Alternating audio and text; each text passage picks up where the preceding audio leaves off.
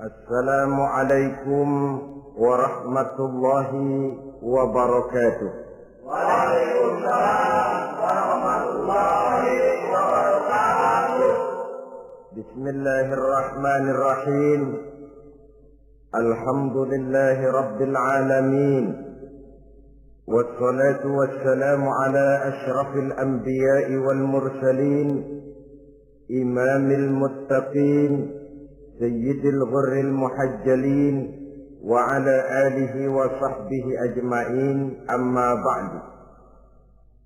Saudara-saudara kaum muslimin rahimakumullah, pada pertemuan terdahulu sudah kita bicarakan tentang memperbaiki akhlak, baik akhlak kepada Allah Subhanahu wa ta'ala, akhlak kepada sesama manusia, maupun akhlak kepada makhluk Allah lainnya di luar manusia.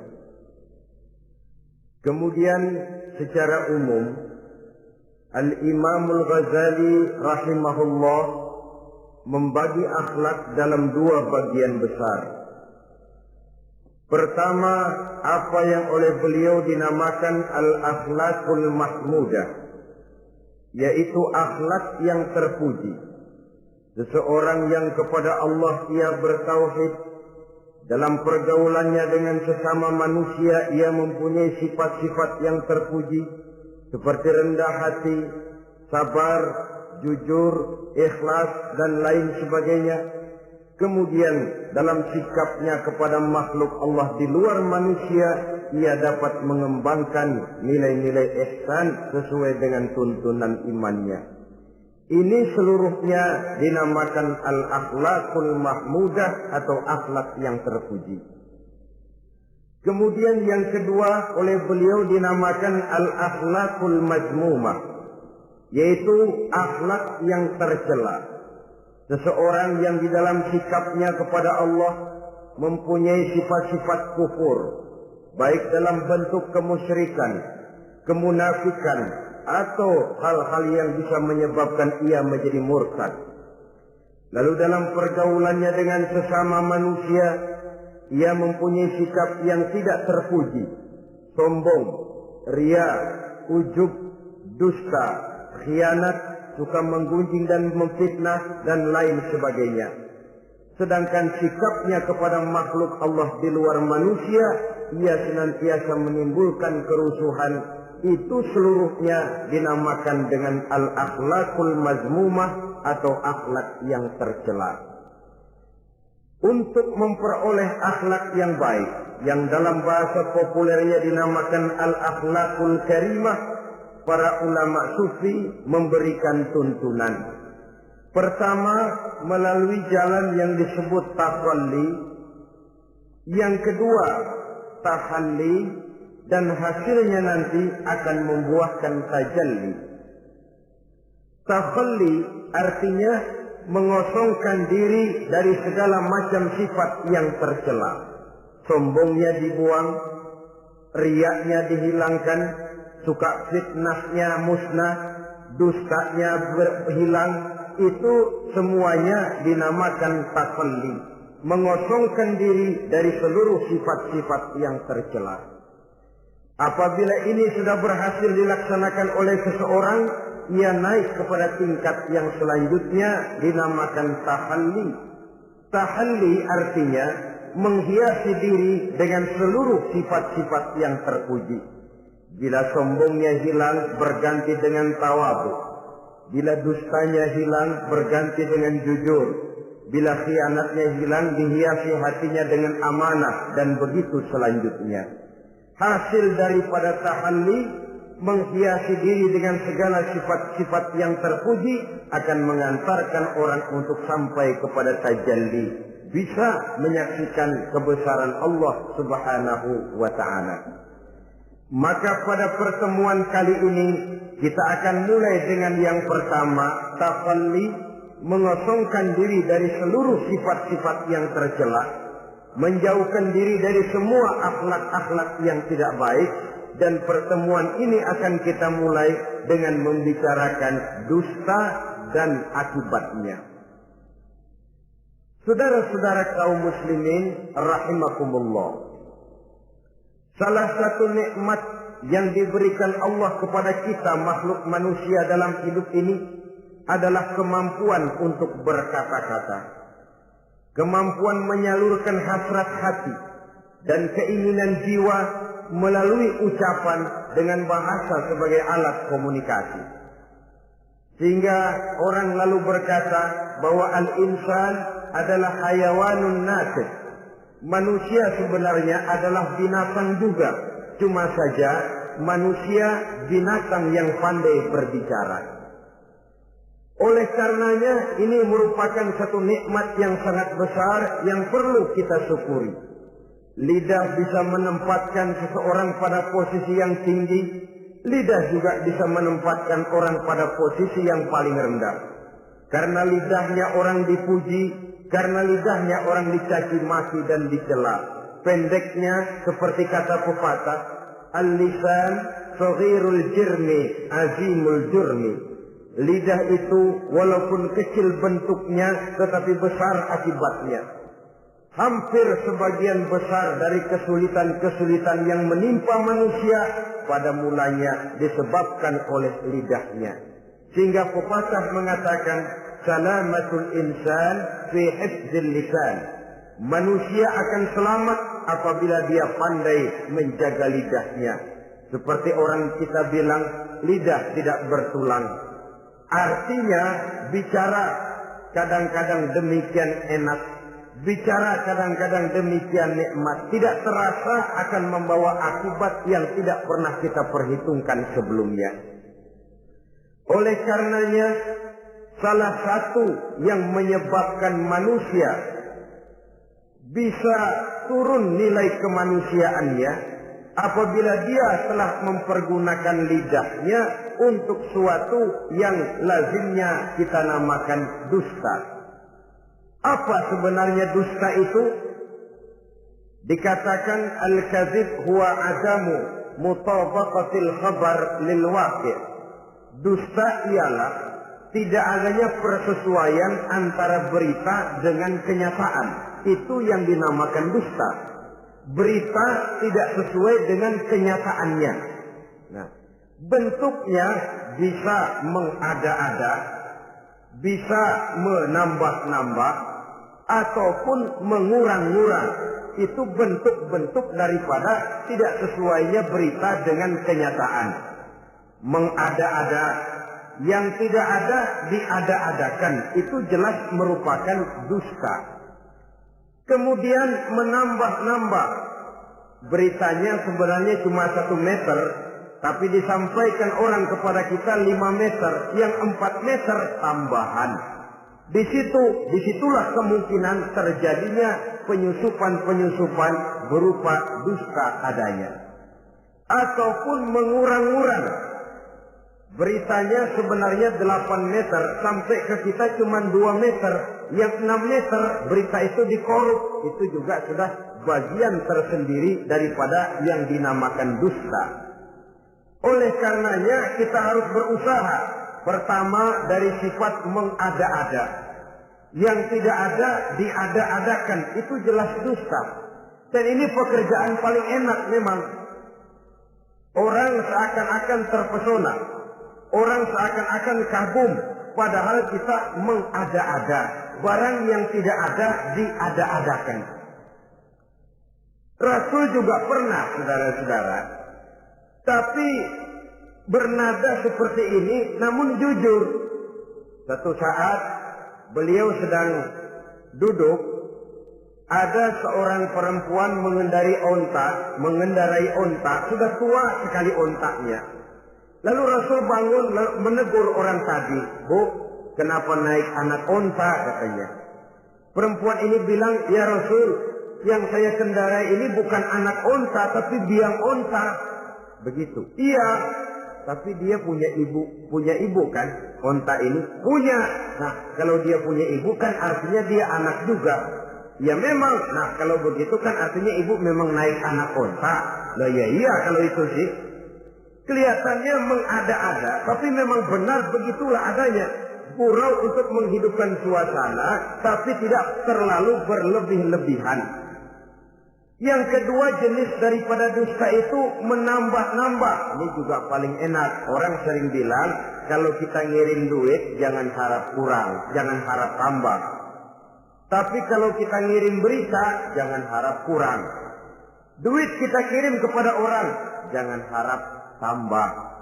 Kurang, jangan harap kurang. Atau jangan harap tambah, kurang bisa. Tapi kalau berita kita kirim kepada seseorang, jangan harap kurang itu berita, nambah bisa. Atau kemudian mengurang-urang, ini juga termasuk jenis daripada dusta. Baik mengada-ada atau menambah-nambah, kemudian mengurang-urangi, seluruhnya merupakan pekerjaan yang paling enak. Kita anggap sesuatu yang biasa, padahal akibatnya nanti akan menjadi luar biasa. Saudara-saudara kaum muslimin rahimakumullah, apa bahaya dusta dalam kehidupan manusia? Pertama, bagi dirinya sendiri. Orang yang berdusta sebenarnya sudah membahayakan dirinya sendiri. Apa bahayanya? Pertama, ia akan dikucilkan dari pergaulan. Sekali dia berdusta, orang mungkin masih percaya. 2 kali dia berdusta, orang mungkin masih bisa mentolerir. 3 kali dia berdusta, orang ngecap. Ini memang udah wataknya nih. Hobi dah kalau begini. Akhirnya dia dikucilkan dari pergaulan. Lain hari, walaupun dia serius bicara, orang nggak lagi nanggapin sebagaimana yang semestinya. Dikucilkan dari pergaulan. Akibat apa? Akibat dari dusta yang dilakukannya. Akan merugikan dirinya sendiri. Ada satu cerita, saudara. Seorang pengembala kambing sedang mengembalakan kambing di tanah lapang. Satu hari iseng dia sendirian. Ini orang kampung pengen tahu dibohongin. Teriak dia, "Tolong, ada serigala, ada serigala." Mendengar teriakan ini karuan, satu kampung orang nyaris keluar semua. Yang bawa pentungan, yang bawa golok, yang bawa pisau. "Mana serigalanya, mana?" Ini pengembala tadi nyengir, "Kagak ada. Gua bohongin lo." Sudah, pulanglah orang kampung ini. Sekali, besoknya begitu lagi. Keluar lagi orang kampung, ternyata juga tidak ada serigala. Pada hari yang ketiga, serigalanya benar-benar datang. Si pengembala tadi pucat, lalu teriak-teriak, "Tolong, ada serigala datang." Nah, orang kampung udah nandain. 2 kali kita dibohongin, ini paling dia bohong lagi. Satu pun tidak ada orang kampung yang keluar untuk menolong. Akhirnya kambingnya habis dimakan oleh serigala. Yang rugi dirinya sendiri. 1 kali dia bohong, orang percaya mungkin. 2 kali dia bohong, orang masih tolerir. 3 kali dia bohong, orang nandain. Terkucil dari pergaulan akibat daripada perbuatan dusta. Oleh karenanya saya yakin tidak seorang pun di antara kita yang suka berteman dengan seorang pendusta. Karena apa? Seorang pendusta tidak akan segan-segan menjual temannya sendiri. Mengkambing hitamkan temannya sendiri.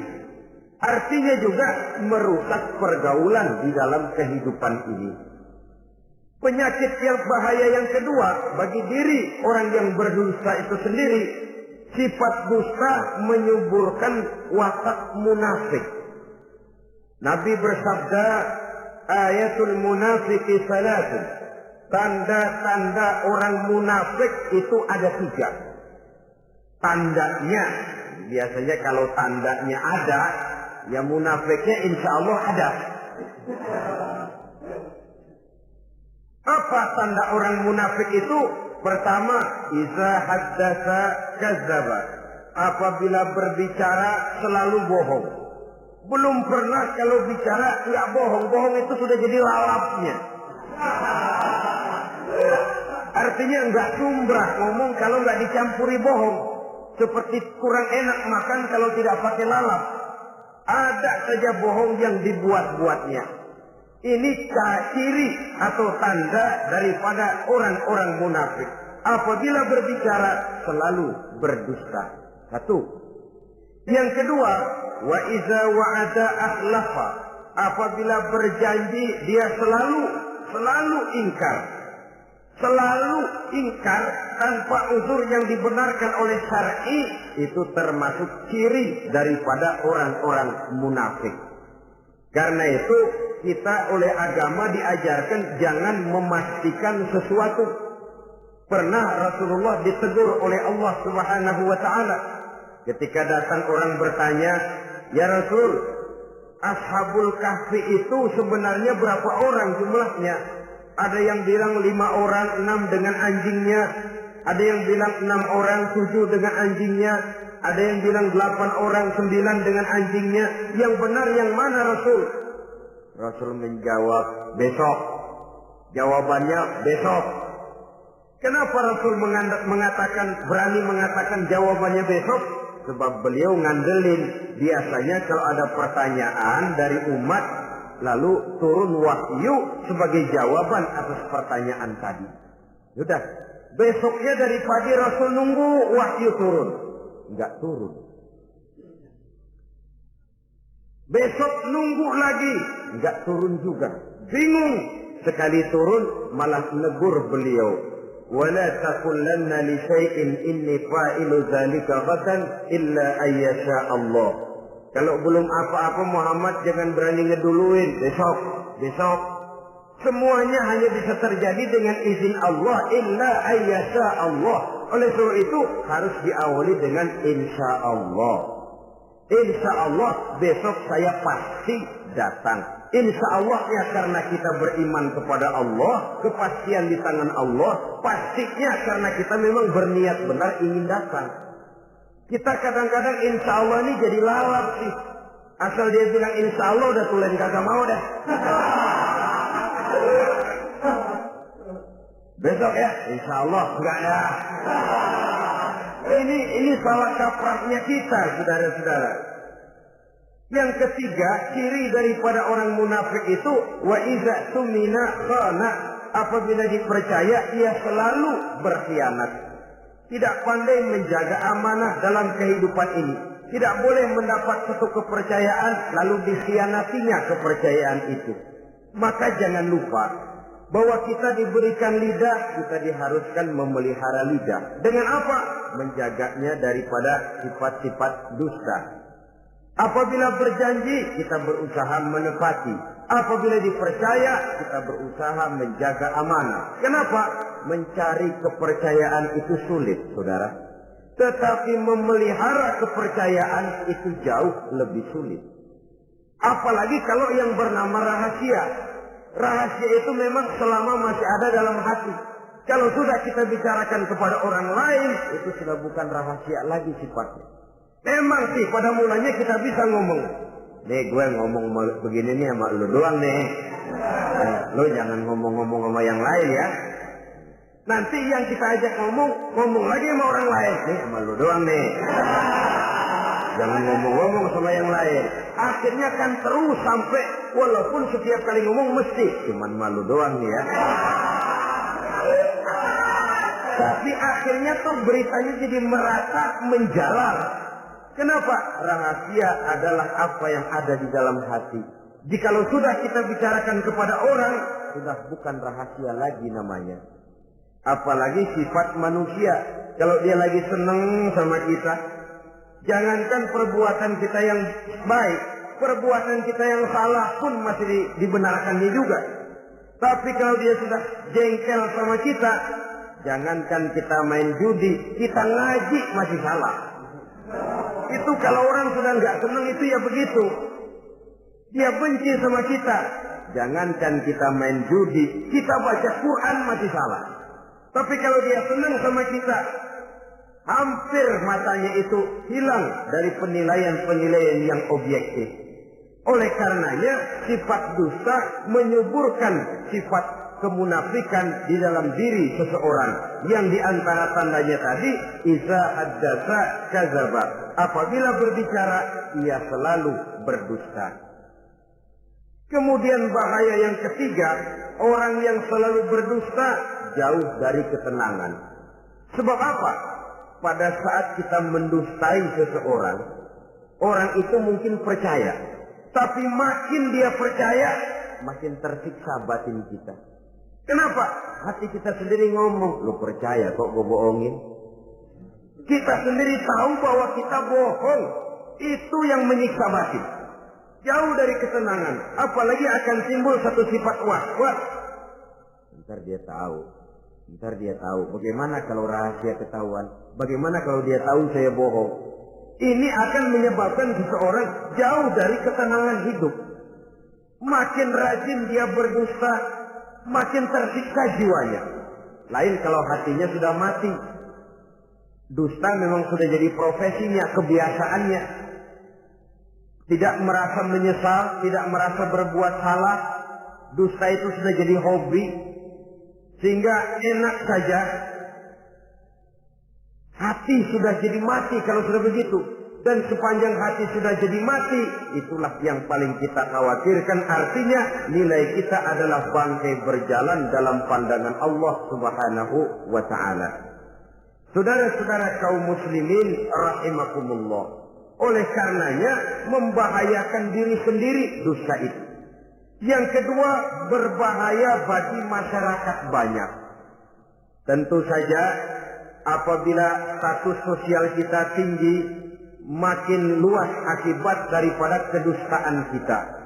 Seorang kepala rumah tangga yang berdusta, seluruh keluarganya jadi rugi. Seorang kepala kampung yang berdusta, rakyat sekampungnya rugi. Seorang gubernur berdusta, rakyat satu provinsi rugi. Seorang pemimpin negara berdusta, rakyat satu negara rugi. Makin tinggi status sosial, makin besar akibat daripada suatu dusta. Oleh karenanya menimbulkan keresahan di tengah masyarakat. Masyarakat itu apa? Dimulai dari masyarakat yang paling kecil, rumah tangga. Kalau satu rumah tangga sudah diwarnai oleh sesuatu yang bernama dusta, maka ketenangan, ketentraman, kebahagiaan rasanya akan sulit terwujud di dalam rumah tangga itu sendiri.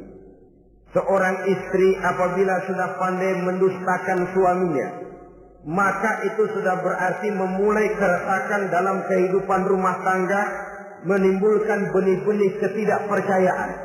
Apabila seorang suami sudah mulai mempunyai titik ketidakpercayaan kepada istrinya lagi, itu sudah menandakan retaknya basis kehidupan rumah tangga. Istri yang mendustakan suaminya, umpamanya diberikan nafkah, lalu mestinya sebenarnya sudah diperhitungkan cukup, uang masih ada, dikatakannya habis, dan lain sebagainya. Akibatnya nanti si suami mikir-mikir, kan menurut perhitungan duit masih cukup, kenapa sudah habis? Nah, oleh karena istrinya tidak jujur, suaminya juga mulai berusaha tidak jujur lagi. Mendapat penghasilan besar, mengaku sedikit. Kalau sudah begitu, saling dusta mendustai pun sudah dimulai. Nanti akan terus meresap kepada kehidupan daripada anak-anak sebagai anggota di dalam rumah tangga kita. Saudara-saudara, oleh karenanya rumah tangga bisa saja berantakan, menjadi kacau, baik karena dusta istri, dusta suami, dusta anak, atau dusta orang lain menyulut dan mengganggu rumah tangga kita. Suaminya lagi enak-enak duduk di depan rumah, datang laporan. Kamu kok tenang saja di rumah, Memangnya kenapa? Istrimu, waduh. Ya memang kenapa istri? Waduh. Itu tadi naik bajai berdua. Kamu orang laki. Ya memang supir bajai, masa dia sendiri.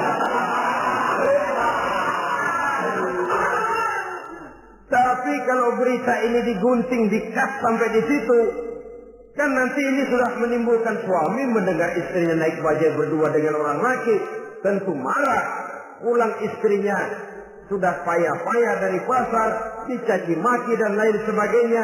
Apa ini? Akibat dari omongan, dari lidah yang memang kecil dan tidak bertulang itu, tapi sungguh sangat besar akibatnya. Kemudian juga pergaulan. Berapa banyak saudara jauh dari saudaranya, teman berpisah dengan temannya, tetangga marah dengan tetangganya akibat daripada perbuatan lidah, daripada ucapan lidah ini. Akibat daripada yang bernama dusta ini. Oleh karenanya, saudara-saudara, dusta pun merusak pergaulan. Kemudian usaha. Satu kali kita berdusta, mungkin usaha mendatangkan untung. 2 kali kita berdusta, masih bisa mendatangkan untung. 3 kali kita berdusta, orang akhirnya akan mengadakan perbandingan. Ini kadang-kadang dalam usaha, dalam dagang, dusta juga bisa jadi lalat. Orang nawar dagangan kita, berapa harganya bang? 500. 300 ya, tadi ada yang nawar 400, saya nggak jual. Padahal kagak ada yang nawar. Dia buat sedemikian rupa. Atau kadang-kadang tidak segan-segan memakai sumpah untuk membela kebohongannya. Ya, walaupun sebenarnya bukan sumpah, karena sumpah itu harus dengan lafzul jalalah, wallahi atau billahi, atau demi Allah. Kadang-kadang dengan kata-kata yang kasar. Modalnya cuma 500. Tapi ketika ditawar orang, yang bener aja nawar bu. Padahal ini saya beli modalnya aja 700 perak, biar mampus nih. Dia beli cuma 500, ngaku modalnya 700 pakai biar mampus lagi. Saudara hadirin yang saya hormati, sepintas mungkin orang percaya, mungkin orang yang tergerak untuk membeli, tapi kemudian keuntungan yang didapat dengan jalan berdusta itu, bisakah membawa berkah dalam kehidupan kita? Rasanya tidak. Dan kalau sudah tidak membawa berkah, maka itu keuntungan itu tidak lagi akan mendatangkan ketenangan di dalam kehidupan. Oleh karenanya menjaga lidah ini memang berat. Sehingga dalam satu hadis lain Nabi bersabda, al-jannatu mustaqatun ila arba'ati nafar. Surga rindu, surga kangen kepada 4 macam manusia. Ini model. Biasanya manusia yang kepengen benar masuk surga, ini malah surganya yang rindu, kangen benar kepengen dimasuki oleh 4 macam manusia. Siapa mereka? Pertama, saliyil Quran. Orang yang gemar, hobi membaca Al-Quranul Karim. Orang yang gemar membaca Al-Quran dirindukan oleh surga. Apa membaca sekedar membaca? Ya, membaca Quran kan beribadah, dari sebab membaca itu mengerti atau tidak mengerti artinya. Tapi jangan lupa, membaca adalah alat agar kita mengerti. Mengerti adalah sarana agar kita bisa mengamalkan dengan baik. Itu maksudnya. Baca Al-Quran agar kamu mengerti isinya. Kalau sudah kamu mengerti isinya, kamu bisa mengamalkannya dengan baik. Jadi sungguh pun yang dimaksud di sini adalah orang yang gemar membaca Al-Quran, tapi prosesnya setelah membaca orang mengerti. Sebab orang hanya bisa mengerti kalau dia sudah membaca. Kemudian apabila mengerti, dia terdorong untuk mengamalkan. Tahlil Quran bukan hanya orang yang sekedar gemar membaca Al-Quran, tapi juga yang membawa gaya hidup yang Qurani. Saudara-saudara kaum muslimin rahimakumullah, tahlil Quran, orang yang gemar membaca Al-Quran dirindukan oleh surga. Yang kedua, wa mut'imil ji'an, orang yang memberi makan orang yang kelaparan. Nabi memberikan anjuran sangat, siapa yang ingin dekat dengan aku di hari akhirat nanti, bersahabatlah ia dengan yatim, dengan piatu, dengan janda-janda tua yang miskin, perlu uluran tangan, mereka yang hidup di bawah garis kemiskinan. Bila diberikan kelebihan rizki oleh Allah, bersahabatlah dengan orang yang tidak mampu. Mut'imil ji'an, orang yang memberi makan orang kelaparan, dirindukan oleh surga. Saudara-saudara kaum muslimin rahimakumullah, demikian besar perhatian Islam terhadap kepekaan sosial, terhadap kesetia kawanan sosial ini, sampai dalam ayat Al-Quran dijelaskan oleh Allah Subhanahu wa ta'ala, ara'aita allazi yukadzibu bid-din fadzalika allazi yad'u al-yatim wa la yahuddu ala ta'amil miskin. Tahukah kamu, kata Allah, siapa orang-orang yang mendustakan agama, beragama tapi dianggap mendustakan agama. Kalau sudah dianggap mendustakan agama, artinya imannya dusta. Dia sholatnya dusta. Dia puasanya dusta. Siapa mereka itu? Fadzalika allazi yad'ul yatim. Mereka orang-orang yang meninggalkan, menyia-nyiakan anak-anak yatim. Wala yahuddu ala ta'amil miskin, dan tidak memerintahkan untuk memberi makan kepada orang-orang miskin. Kepada yatim, kejam, sadis, tidak punya kemanusiaan sama sekali. Maka mungkin kita yang rajin sholat, mungkin kita yang sudah 4-5 kali berhaji, bisa saja terhalang masuk surga. Karena di sebelah rumah kita ada anak yatim piatu, merintih kelaparan, menggigil kedinginan. Kita tahu, kita mampu, dan kita diam saja tidak mau memberikan pertolongan. Itu yang mungkin bisa menghalangi kita untuk sampai ke surga. Oleh karenanya, salah satu jenis manusia yang dirindukan oleh surga, mut'imil ji'an, orang yang memberi makan orang yang kelaparan. Yang ketiga, orang yang dirindukan oleh surga, wasa'imina fi Ramadan, orang yang melaksanakan ibadah puasa di bulan suci Ramadan. Dan yang keempat, ini yang ada kaitannya dengan masalah kita, wa hafizil lisan. Salah satu manusia yang dirindukan oleh surga ialah orang yang pandai menjaga lidahnya. Artinya dia bisa menempatkan diri, kapan waktunya bicara, kapan waktunya diam. Orang bilang memang kalau bicara itu perak, diam itu emas. Maksudnya diam lebih berharga daripada bicara. Tapi orang memang harus pandai menempatkan diri. Artinya tahu kapan waktunya bicara, kapan mestinya diam. Kalau waktu diam dia bicara, namanya dia tidak tahu diri. Kalau harus bicara dia diam, dia namanya juga tidak mau menyampaikan sesuatu yang seharusnya dia sampaikan. Sama saja ada orang bilang sedikit bicara banyak bekerja. Sebenarnya harus seimbang. Banyak bicara harus banyak bekerja. Biasanya kalau sedikit bicara banyak bekerja itu dua kemungkinan. Kalau nggak main catur, maling. Yang namanya maling, bicaranya sedikit. Maling buka jendela, lalu berbisik sama temannya. Udah tidur. Ngomongnya segitu, selebihnya dia kerja serapi-rapinya. Sebaliknya, banyak bicara, sedikit kerja, bahkan nggak pernah kerja. Orang gila. Coba saja lihat orang gila, ngomong melulu. Kerjaannya nggak ada. Jadi oleh karena itu memang harus seimbang. Pendeknya kita harus tahu kapan mesti bicara, kapan mesti diam. Kalau menghadapi kebatilan kita diam, kata Nabi, as-sakitu 'alal batil syaitanun asraf. Orang yang diam menghadapi kebatilan, setan gagu. Masya Allah, saudara-saudara. Ada munkarat, ada maksiat maksiat, ada kebatilan, ada kezaliman, dia diam tidak mau menyampaikan yang benar, itu setan ganggu. Sehingga dikatakan qulil haqqa walau kana murran, sampaikan, katakan yang benar walaupun pahit. Dan memang menyampaikan kebenaran bukan main pahitnya, bukan main getirnya, banyak resikonya. Tapi ini sesuatu yang harus kita sampaikan.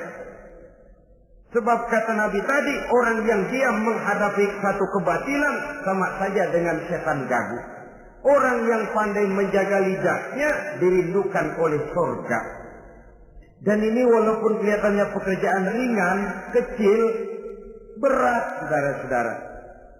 Bahkan diceritakan Nabi Ibrahim itu pernah nangis di hadapan Allah Subhanahu wa Ta'ala. Ketika ditegur, ditanya, kenapa kamu menangis Ibrahim? Saya ini seumur hidup pernah 3 kali berdusta, ya Allah.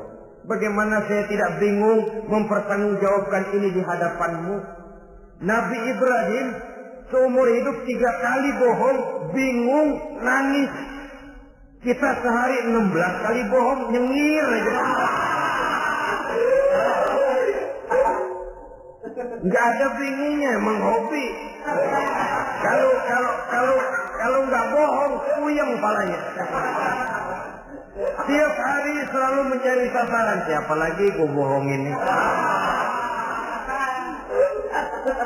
Saudara-saudara kaum muslimin rahimakumullah. Kelihatannya pekerjaan ini kecil, ringan, tapi sungguh berat. Mengerem lidah, menjaga lidah daripada perbuatan ucapan-ucapan yang tidak mengandung manfaat, apatah lagi sampai bersifat dusta dan membahayakan orang lain.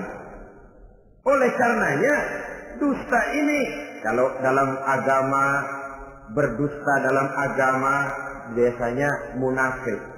Mulutnya beragama, tapi hatinya kafir. Jelas itu munafik. Itu dusta juga. Dusta yang membawa kita kepada dosa kelas kasar. Ya kalau kita mendustai teman, memang dosa. Dosa yang nilainya tidak sebesar kalau kita mendustai agama. Tapi sungguh pun demikian, dosa kecil-kecil juga kalau ditumpuk banyak juga. Padahal kata Imam Ghazali, hati itu seperti kaca. Dosa itu debu yang nempel di kaca. Kalau debu-debu itu terus numpuk, kita malas ngelapnya, malas ngebersihinnya. Jadi satu berkarat di kaca, susah banget ngebersihinnya. Coba kaca kalau udah karatan, pakai silet kita gosok, setengah mati. Begitu juga perbuatan dosa. Kalau kita senang dusta, biarinlah dosa kecil. Bohong lagi, bohong lagi, bohong lagi. Numpuk berkarat di hati itu dosa. Nah hati itu kalau sudah dilingkungi oleh karat, nur, cahaya kebenaran itu sulit untuk masuk. Karena dia sering berdusta, orang lain dianggap sama juga sama dirinya. Ini yang celaka. Oleh karenanya timbul sifat menyamakan orang lain dengan keadaannya sendiri. Dikala itu hati yang sudah penuh dengan noda-noda dosa itu sudah berkarat sehingga sulit untuk dibersihkan lagi. Itu sebabnya Nabi berpesan, ittaqillaha haitsu ma kunta wa atbi'is sayyi'atal hasanata tamhuha wa khaliqin nasa bi khuluqin hasanin. Bertakwalah kamu kepada Allah dimanapun saja kamu berada. Bertakwa dimanapun saja kamu berada. Di pasar takwa kita, di kantor takwa kita, di masjid takwa kita, di rumah tangga bertakwa kepada Allah dimanapun saja kamu berada. Kita sih kadang-kadang takwa juga, cuman musinan. Takwa kita pakai tempat.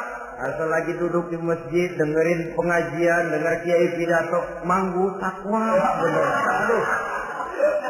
Keluar dari masjid, teler aja lagi.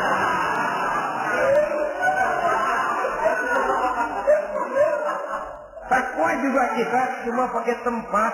Nabi pesan dimanapun kamu berada, ittaqillah haitsu ma kunta. Bertakwalah kepada Allah dimanapun saja kamu berada. Wa atbi'is sayyi'atal hasanah. tamhuha, ikuti perbuatan salahmu dengan kebaikan, niscaya kebaikanmu akan menghapus kesalahan yang kamu kerjakan.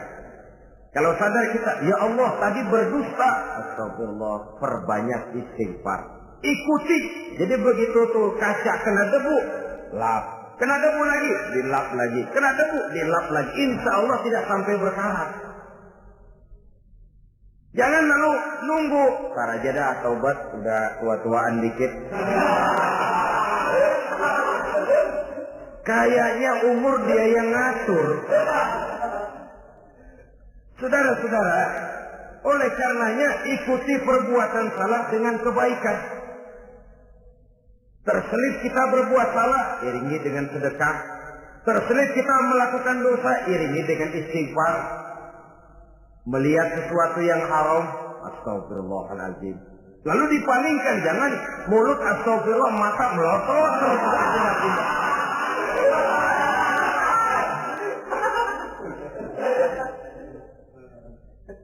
Wa khaliqin nasa bi khuluqin hasanin, dan bergaulah dengan manusia mempergunakan akhlak yang baik.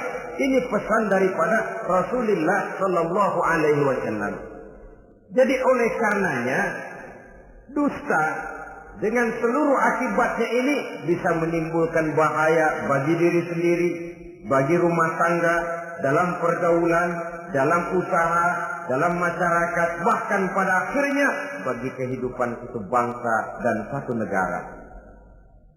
Lidah yang kecil tapi besar akibatnya bisa menyengsarakan manusia atau menempatkan manusia dalam satu posisi yang tinggi. Kalau kita adakan satu perbandingan, Nabi Ibrahim seumur hidup 3 kali saja berdusta, nangis di hadapan Allah. Kita yang hampir tidak ada hari, ya kalau orang sekarang bilang tiada hari tanpa olahraga. Rasanya kita kalau mau jujur bisa juga bilang tiada hari tanpa bohong. Pernahkah kita menangis menyesali dusta yang sudah kita lakukan? Berapa banyak orang yang sudah kita janjikan kita gantung dengan janji itu. Padahal dia punya hajat yang demikian sangat bergantung kepada kita. Tapi lidah ini enak saja. Gampang dah. Tar. Sok. Gampang dah itu mah. Beres dah beres. Enggak ada yang enggak beres. Semuanya kalau lidah kita beres, gampang, ntar, besok, enak, endah aja lah.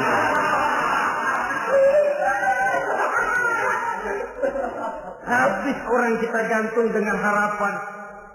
Padahal kita tidak bermaksud memberikan harapan itu. Sementara kita melangkah melenggang dengan senyum, sedang orang lain menggerutu. Saudara-saudara kaum muslimin rahimakumullah, ini pada gilirannya akan kembali penyakitnya kepada diri kita juga. Menyuburkan watak munafik, mengucilkan kita dari dalam pergaulan, dan menjauhkan kita daripada ketenangan hidup. Karenanya dusta memang berbahaya. Dalam perjuangan, dusta akan menimbulkan watak pengkhianatan. Dusta juga bisa menyebabkan munculnya musuh-musuh dalam selimut, yang pura-pura berteriak membantu perjuangan tapi di belakang mencari titik kelemahan kita. Oleh karenanya, mencari teman yang bisa diajak tertawa itu gampang. Mencari teman yang mau diajak menangis itu sulit.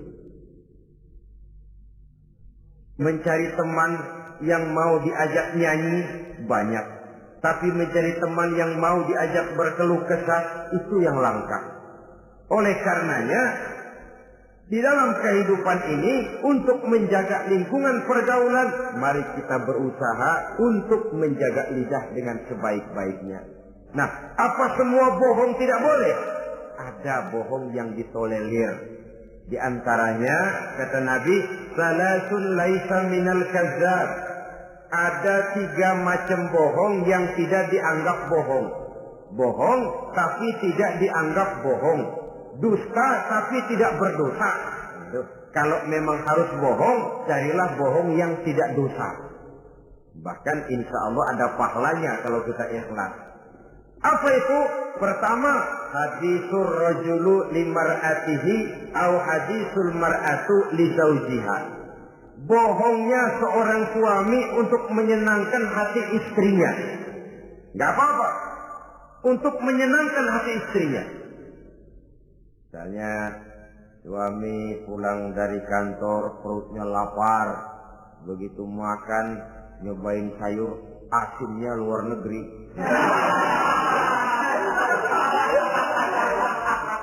Baru dicobain sedikit suaminya udah celam-celam, melotot matanya. Istrinya negor, "Bang, sayur keasinan ya?" "Enggak." Soal keasinan bagus. Cuma tadi di kantor saya sudah diajak makan oleh teman, jadi masih kenyang. Simpan sajalah, nanti sore kita baru makan. Lapar, kesel, jongkok, tapi karena mau menyenangkan istri. Enggak. Atau sama saja dustanya seorang istri untuk menyenangkan hati suaminya. Bisa saja itu terjadi. Suaminya beli sendal buat istri. Mahal, padahal murah kena mahal. Warnanya gak enak dilihat, potongannya norak. Suami istri tahu kalau itu sendal murah. Suaminya tanya, "Bagaimana, Bu, sendal yang saya beli?" Waduh, cakep bener bang, luar biasa. Tangga kita mana ada yang pakai sendal begitu.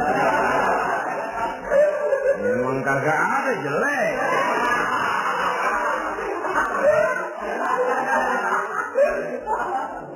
Tapi kalau waktu itu istrinya jujur, malah akan bisa menimbulkan keretakan. Bohong seperti ini termasuk bohong yang bisa ditolerir untuk menyenangkan hati istrinya atau untuk menyenangkan hati suaminya.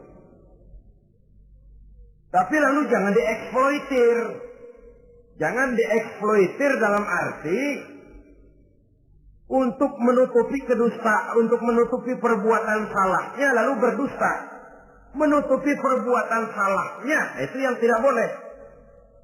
Sebab bagaimanapun ditutupi, perbuatan salah toh akhirnya akan naik juga ke permukaan. Yang kedua, al-kadzib li islahi zatil bain. Dusta untuk mendamaikan dua orang yang sedang berselisih. Itu boleh. Malah Raja Iblis, kalau ada dua orang yang sedang berselisih, marahan kita jadi tukang sulut, tukang ngipasin. Datang ke sana ngipasin, datang kemari ngipasin. Tidak mendamaikan. A marah sama B. Datang kita sama A katanya kamu marahan sama B. Ya itu B kurang ajar. Enggak begitu. Saya kemarin ketemu di si B, dia bilang kangen sama sampean, pengen ngobrol sama-sama. Padahal B enggak pernah ngomong apa-apa. Dia bohong, dia olah sedemikian rupa supaya orang yang berselisih jadi damai. Itu bohong yang berpahala malah. Yang ketiga, bohong untuk menyelamatkan jiwa seseorang. Itu boleh. Ada orang mau membunuh, PKI nyari ustad. Nah, kamu tahu rumahnya Ustadz Ano, kamu tahu? Tahu Pak. Di mana? Bapak mau apa? Mau saya bunuh dia, kurang ajar. Oh, orangnya nggak ada Pak. Mana? Nggak tahu, keluar negeri, keluarnya lagi kali dah. Jauh. Padahal orangnya ada di dalam. Tapi dia berdusta untuk menyelamatkan jiwa orang yang sedang terancam. Itu malah boleh. Bukan saja boleh, berpahala. Malah berdosa kalau waktu itu dia jujur. Mau cari ustadz buat apa Pak? Mau saya bunuh. Ada Pak di dalam. Ada.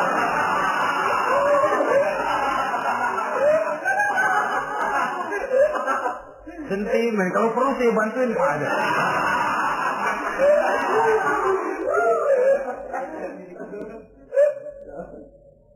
Hanya jenis bohong-bohong seperti ini yang bisa ditolerir. Itu akibat di dunia, saudara. Kita sudah bisa terkucil dari pergaulan. retak rumah tangga, usaha mengalami kebuntuan, masyarakat mengalami keresahan akibat dusta. Di akhirat nanti, na'udzubillah, summa na'udzubillah.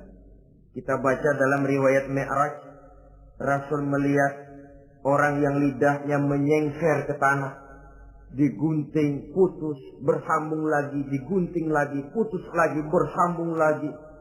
Kadang dituangi dengan coran api neraka. Na'udzubillah, coran neraka. Kita nginjak puntung aja lompat. Ini mulutnya dituangi dengan coran dari neraka. Innalillahi wa inna ilaihi raji'un. Ya, tapi kalau dituangi coran begitu dari neraka kan terus mati sekaligus. Ya, kalau terus mati lumayan. Neraka itu kata Quran, kullama nadijat juluduhum baddalnahum juludan ghairaha liyazuqul azab. Tiap kali hancur kulitnya, kami buatkan kulit yang baru. Diazab lagi, hancur lagi, dibuatkan lagi. Untuk apa begitu? Liyazuqul azab, biar dia rasain. Kalau sekali kemplang mati mah enak. Pokoknya diazab di neraka, digejrot, mati, selesai. Lumayan. Ini nggak ada matinya. Penyet, bangun lagi, kemplang lagi, persis salam cemen.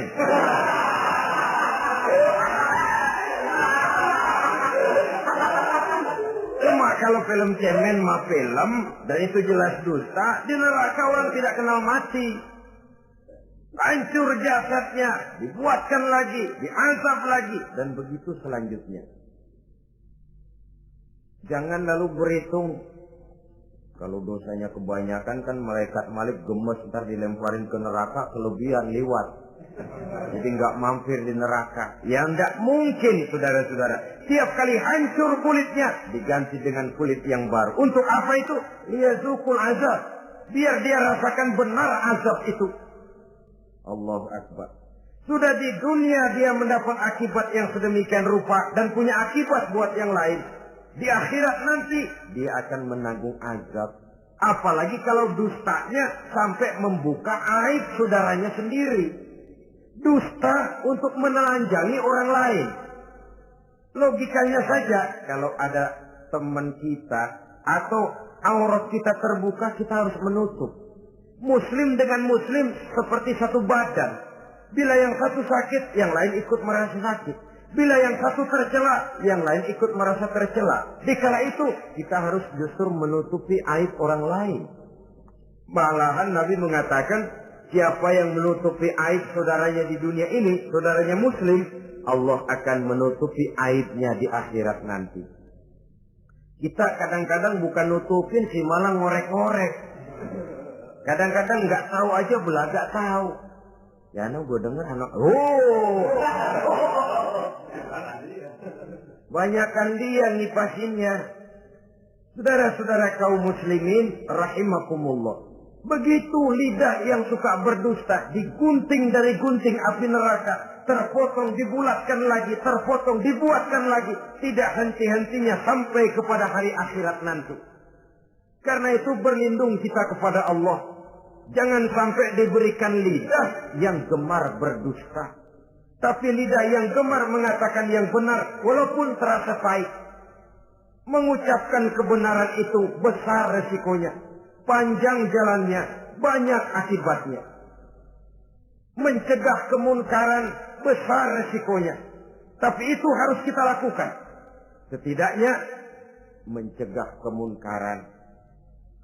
Rasulullah sallallahu alaihi wasallam dalam satu hadis menyatakan iyyakum wal kadziba fa innal kadziba yahdi ilal fujuri wal fujuru yahdi ilal nar. Hati-hatilah kamu daripada sifat dusta, sebab sesungguhnya dusta membawa kepada perbuatan durjana dan perbuatan durjana menggiring orang kepada neraka. Mula-mula memang ucapan, dari ucapan orang melangkah kepada perbuatan, dan perbuatan itulah yang akan jadi penilaian Allah. Jikalau baik, dia akan menyebabkan kita ke surga. Jikalau tidak baik, perbuatan kita jugalah yang akan menjerumuskan kita ke dalam neraka. Dimulai dari suka berdusta. Akibat lidahnya gemar berdusta, perbuatannya pun merupakan perbuatan dusta. Suka pura-pura, mental munafik. Artinya hilang sifat kejujuran dalam dirinya. Apabila ini sudah melembaga dalam kehidupan seseorang, sulit dia melepaskan diri dari cengkraman dusta itu sendiri. Untuk jangka pendek di dunia ini maupun jangka panjang di akhirat nanti, dusta hanya akan membawa malapetaka bagi diri yang bersangkutan dan juga bagi orang lain. Benar kalau tadi pepatah mengatakan salamatul insan fi hifdzil lisan. Bahkan ada yang bilang kalau lidah lukai hati, kalau pedang lukai tubuh, masihkan ada harapan sembuh. Kalau lidah lukai hati, kemana obat hendak dicari? Kita tampar orang dengan tangan 2-3 hari, 2-3 jam bahkan sudah hilang bekas tamparan itu. Tapi kita tampar orang dengan lidah, dengan ucapan, seumur hidup dia akan tetap ingat. Kita bohongi orang, kapan ketemu dia ingat nih, dia nih. Nih yang kerjanya bohongin melulu. Gimana aja ada bohongnya. Kalau sudah dicap sebagai pendusta, kita memang nggak tahu, tapi tiap kita jalan orang iringi perjalanan kita. Pembohong, pembohong. Saudara, masyarakat ini punya hukum yang tidak tertulis, tapi lebih kuat dan lebih kejam daripada hukum yang tertulis. Sehingga lalu orang mengatakan sekali arang tercoreng di dahi, seumur hidup orang tak percaya. Ini artinya hukum masyarakat itu lebih kejam daripada hukum yang tertulis. Sekali kita dicap sebagai pendusta, lain kali kita mau benar-benar banget juga. Aku benar-benar banget ini, sumpah dah. Alah, sumpah lu udah lalap dah, udah laku. Ya Allah, kita sumpah pun orang gak percaya. Ya kalau binatang kita pegang ekornya, barangkali. Tapi kalau orang jelas omongannya yang kita pegang. Nah kalau omongannya sudah nggak bisa dipegang, apanya lagi yang kita harapkan? Oleh karenanya saudara-saudara, lidah yang kecil bentuknya tapi besar akibatnya ini harus diisi dengan nilai-nilai iman. Lidah yang sudah dimasuki nilai iman akan berat untuk berdusta, berat untuk memfitnah, berat untuk menggunjing, ringan untuk mengucapkan yang baik, ringan untuk zikrullah, ringan untuk baca Quran, ringan untuk musyawarah terhadap hal-hal yang baik. Lidah yang ada imannya, aduh berat saja kalau sudah memfitnah orang, berat kalau harus menggunjing orang. Tapi lidah yang belum ada imannya, nyelonong saja, licin kalau diajak fitnah, licin kalau diajak ngata-ngatain orang, licin kalau diajak mengadu domba orang lain. Dan ini akan berakibat nantinya timbulnya keretakan, keresahan sejak dari pribadi, rumah tangga, masyarakat luas. Akibat apa? Dusta. Dari sekian dusta yang paling kita khawatirkan adalah kalau kita sampai dicap oleh Allah sebagai pendusta agama. Beragama tapi dianggap pendusta. Agama sekedar lipstik, agama sekedar dekorasi, agama sekedar penghias kartu tanda penduduk, tapi hidup jauh dari tuntunan nilai-nilai agama. Pendusta-pendusta agama semacam ini pada gilirannya akan terkena penyakit yang disebut munafik. Iman lidahnya tapi kufur hatinya. Islam ucapannya tapi kufur perbuatannya. Nah, ini resikonya sangat besar. Adapun dusta-dusta kepada orang lain, dosa ya dosa, tapi dosa yang mudah untuk bertaubat. Kalau saya katakan mudah untuk bertaubat, saya bukan merangsang kita untuk berdusta, bukan.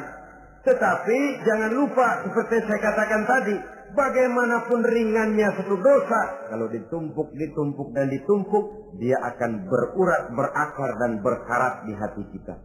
Dan bukankah hati itu merupakan cerminan dari seluruh panca indera?